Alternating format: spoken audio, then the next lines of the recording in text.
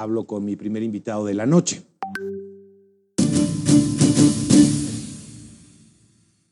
Y le doy la bienvenida a Conclusiones a Luis Alberto Villamarín. Es coronel retirado del Ejército de Colombia y experto en geopolítica.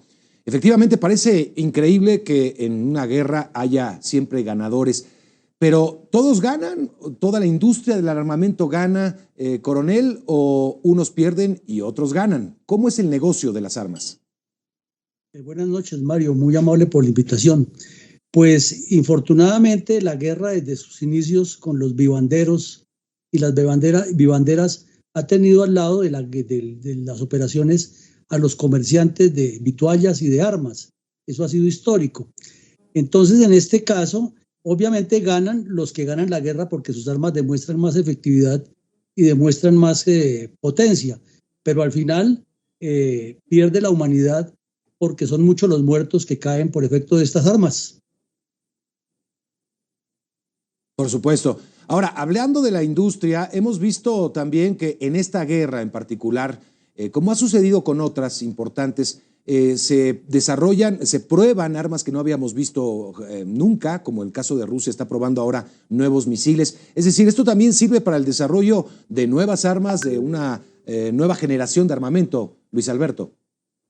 Sí, claro, Mario, y es que resulta que esta guerra, con toda la parafernalia que tiene alrededor de ella, de la información, de las redes sociales, de la comunicación en tiempo real, pues ha puesto de manifiesto también es que la geopolítica del mundo después de la Segunda Guerra Mundial mantiene sus preceptos, pero evoluciona de manera muy activa y muy consustancial. Y entonces, si se examina ese negocio, resulta que al final termina incidiendo en la política interna, en el Producto Interno Bruto de los países productores de las armas, genera empleos, es increíble lo que genera de empleos, genera una serie de lo que llaman en este negocio el triángulo de hierro, que es el vendedor, el comprador y unos intermediarios que se lucran por medio de las ventas y las negociaciones.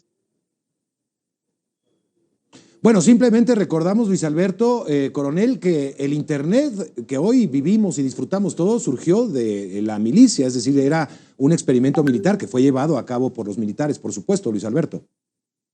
Sí, claro, Mario, pero es que desde la antigüedad muchas cosas de los inventos, la navegación inclusive mejoró mucho, fue por las aventuras militares, por las operaciones militares en los mares, en los ríos, los cascos que usaban los romanos fue una forma de proteger posteriormente a los mismos obreros, y cada elemento que se ha inventado en cada guerra ha tenido la tecnología militar una incidencia en el desarrollo. Las comunicaciones que se fueron creciendo en la Primera Guerra Mundial aumentaron los cables submarinos, etcétera.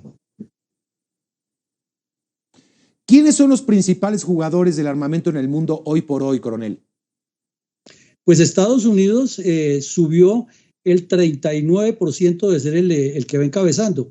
Inclusive hay un punto que poco se menciona en este momento, es que Europa se convirtió en el mayor comprador de armas en los últimos 5 años.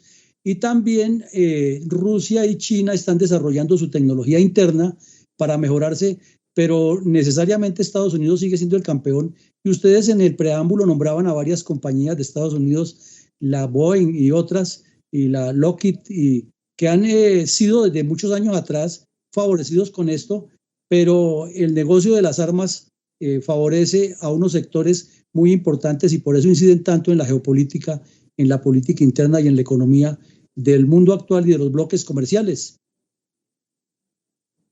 Como vemos el caso de Estados Unidos, donde participan empresas que dan servicio al gobierno, ¿así funciona a nivel mundial o hay gobiernos que tienen sus propias empresas? ¿Cómo opera, cómo funciona, digamos, la industria del armamento en el mundo? ¿Es diferente? ¿Hay diferentes casos?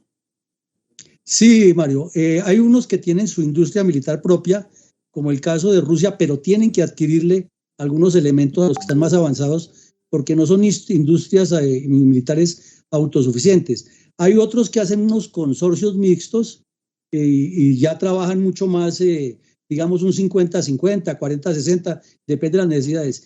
Y hay otros que son abiertos al libre comercio, como es el caso de Estados Unidos y el Reino Unido, Alemania también tiene ese sistema, Francia, en el cual unas empresas particulares desarrollan y también tienen su industria militar propia, pero hay empresas dedicadas a esto y tienen esos grupos que llaman los lobistas, que son los que más se lucran y que tienen en un solo negocio la posibilidad de volverse millonarios. Y finalmente, coronel, ¿quién compra el armamento? ¿El que puede? Es decir, hemos visto en nuestros países, México y Colombia, creo que son un ejemplo donde el crimen organizado, las grandes bandas o incluso grupos armados compran armamento y nadie se los prohíbe. Es el que tiene el poder económico, el que compra.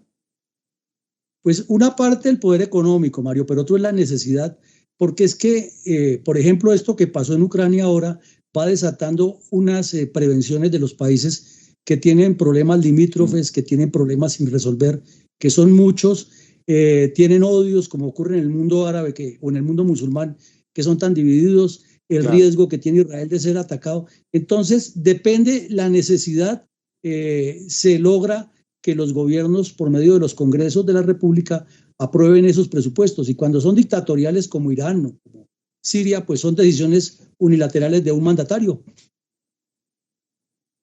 Efectivamente, pues Luis Alberto Villamarín, coronel retirado del Ejército de Colombia, experto en geopolítica, fue muy interesante la conversación para el auditorio. Gracias. Con mucho gusto, Mario, y siempre a sus órdenes. Gracias, hasta pronto. Vamos a hacer una